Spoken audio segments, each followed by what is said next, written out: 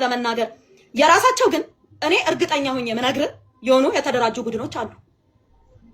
በጣም የተደራጁ ፌደራል ፖሊስ ውስጥ አሉ። የጸጥታ አካላት እሱ ጋር ከመግባታችን በፊት አይደለም። ይኸውልህ አንድ ላይ የተያዘ ነገር ስለሆነ ፊራ አንዴ ስማ።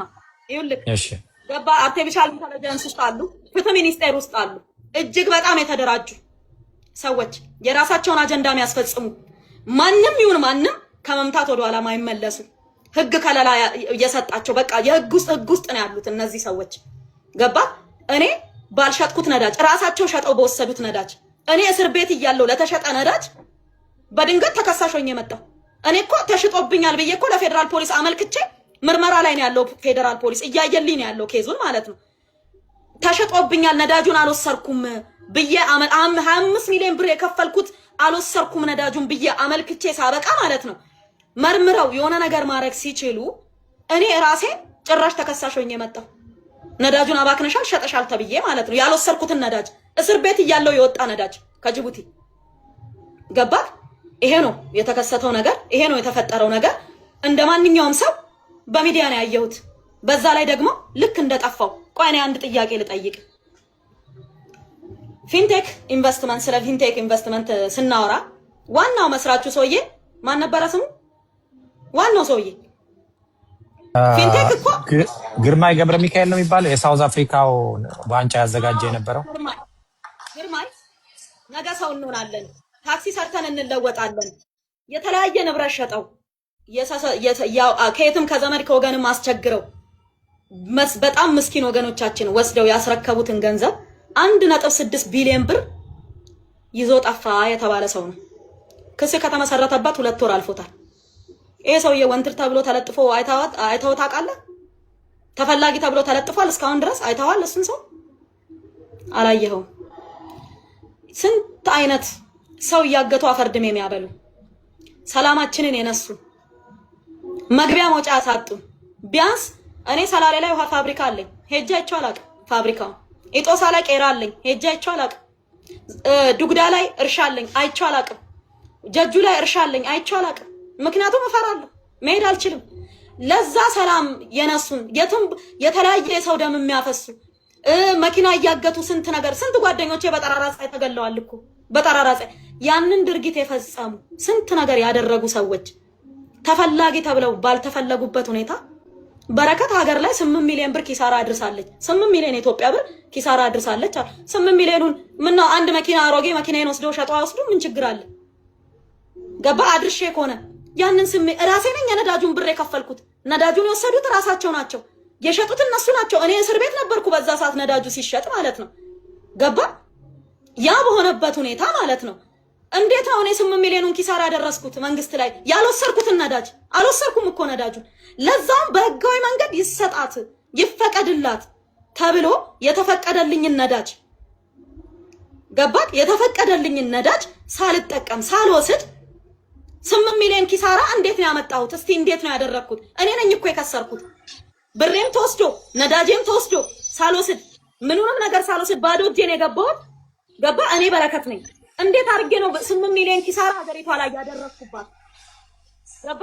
እኔ ይሄንን የሰሯቸውን ስራ የምታውቃቸው ናቸው። ዘርዝሬ ልናገር ብል ማለት ነው። ገባ። እኔ አንድ ነገር እንድትገነዘብልኝ ወይም እዚህ ጋር የሚሰማኝ ሰው እንዲገነዘብልኝ የምፈልገው አንድ ነገር አለ። ትምህርት ቤት ከአንድም 3 ገንብቻለሁ። ምገባ ማዕከል ከአንድም 2 ገንብቻለሁ። አንዱ በመጠናቀቅ ላይ ነው። ክሊኒክ ገንብቻለሁ። ለመከላከያ ረድቻለሁ። ለፌደራል ፖሊስ ረድቻለሁ። ጎፋ ላይ ችግር ሲደርስ ነበርኩ። ወላይታ ላይ ችግር ሲደርስ ነበርኩ። የቦረና ድርቅ ላይ ነበርኩኝ። በማንኛውም ሰዓት ወገኖቼ በፈለጉኝ ሰዓት ሁሉ አለው። እንደሌላ ሰው ከማበላቸው ከምጦራቸው አረጋውያን ጎኖኜ ቪዲዮ ተነስቼ አልፖስትም።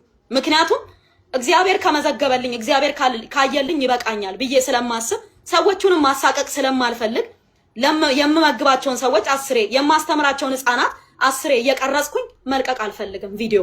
እነዚህ ህፃናት ነገ አድገው የት እንደሚደርሱ አይታወቅም። ስለዛ አበላቸው መገብኳቸው ብዬ ሰዎችን እያነሳው ቪዲዮ መለጠፍም መቅረጽም ማድረግም አልፈልግም። ከንጹህ ላቤ ከእርሻዬ አምጥቼ ከ1000 በላይ አረጋውያንን እጦራለሁ። 400 ህፃናትን መግቤ አስተምራለሁ። ኦሮሚያ ላይ 3 ትምህርት ቤት ገንብቻለሁ። አንደኛው ትምህርት ቤት በመጠናቀቅ ላይ ነው ያለው። ይሄንን አድርጌያለሁ። ምገባ ማዕከል አዲስ አበባ ላይ ትልቁን ምገባ ማዕከል የገነባሁት እኔ ነኝ። የአዲስ አበባ ከተማ በልማት የወርቅ ተሸላሚ ነኝ። ኦሮሚያ ክልል ከፍተኛ ስንዴ አምራች ተሸላሚ ነኝ።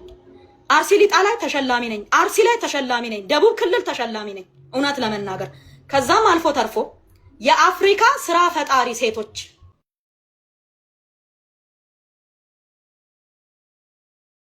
ውመን ዓለም አቀፍ የሴቶች ፓርላማ አይኮኒክ ውመን ብሎ ማለት ነው በስራ ፈጣሪ ሴቶች ዘርፍ ተሸላሚ ነኝ።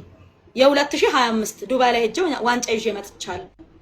እኔ በቅንነት ከማገልገል ውጪ ለምሳሌ እኔ እዚህ ጋር ብነግር ማለት ነው ቀጥሎ ምናወራ ይሆናል ስለሱ ጉዳይ አሁን አላነሳም። በኋላ እያወራን ስንሄድ አነሳለሁ። ውሃ መውሰድ ካለብሽ ውሰጂ።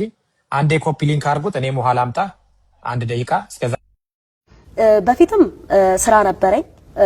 ከአገር ውጪ ደቡብ ሱዳን ሰራ ነበር፣ ኡጋንዳ ሰራ ነበር፣ ታንዛኒያ። ባለቤትሽ ነው ያገኘሽው? ኡጋንዳ ውጪ ነው ያገኘሁት። አዎ በራሴ መንገድ ነው ውጪ ወጥቼ እየሰራው።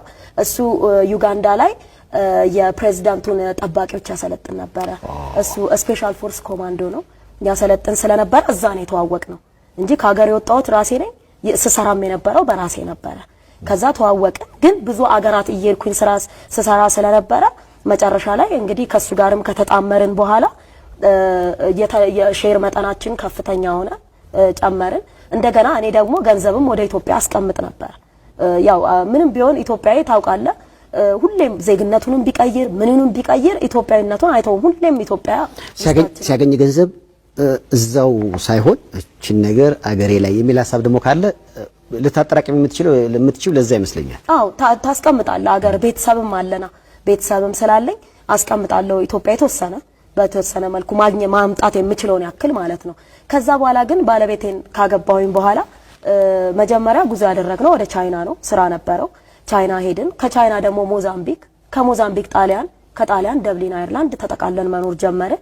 ከዛ በኋላ የኤቨን ኩባንያ 50% ባለሼርነቴንና የግሌን ኤቨን ኩባንያ 35% ባለሼርነቴ እዛ ላይ ሆነ ማለት ነው።